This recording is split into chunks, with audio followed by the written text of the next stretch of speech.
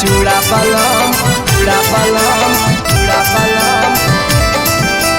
5 kilo Deoghar के पेड़ा बलम, पेड़ा बलम, देवघर के पेड़ा बलम, पेड़ा बलम।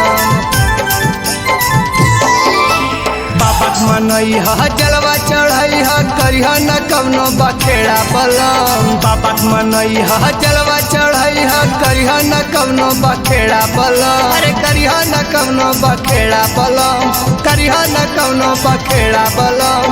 लादी है यारवा चूड़ा बलम, लादी है यारवा चूड़ा बलम। 5 किलो देवघर से पेड़ा बलम, लादी है यारवा चूड़ा बलम। 5 किलो देवघर के पेड़ा बलम, लादी है यारवा चूड़ा बलम। 5 किलो देवघर के पेड़ा बलम।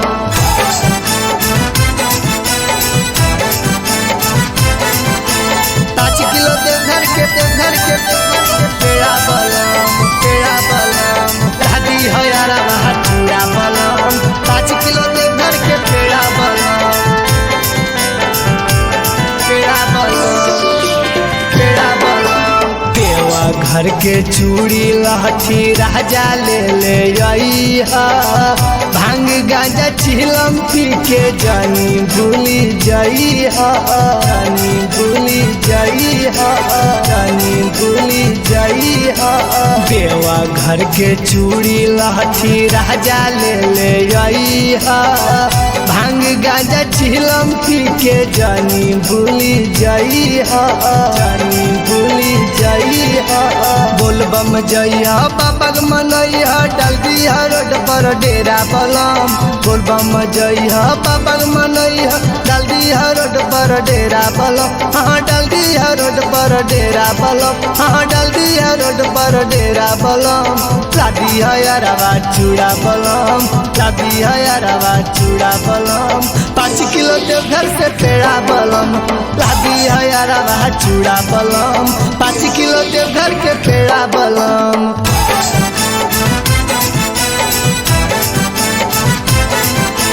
5 किलो देवघर के पेड़ा बलम, पेड़ा बलम। लादी है यारवा चूड़ा बलम।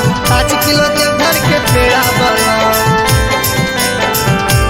पेड़ा बलम, पेड़ा बलम। बुआ दीदी मामी मौसी सब के बुआई, गाँव टोला चूड़ा पेड़ा बोलबम के बटाई, बोलबम के बटाई, बोलबम के बटाई।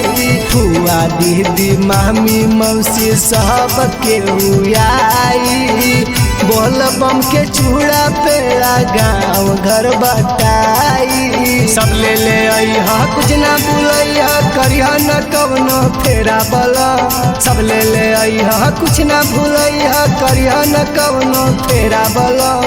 लादी है यारवा चूड़ा बलम, लादी है यारवा चूड़ा बलम। 5 किलो देवघर के पेड़ा बलम, लादी है यारवा चूड़ा बलम। 5 किलो देवघर के पेड़ा बलम, लादी है यारवा चूड़ा बलम। 5 किलो देवघर के पेड़ा बलम, लादी है यारवा चूड़ा बलम। 5 किलो देवघर के पेड़ा बलम।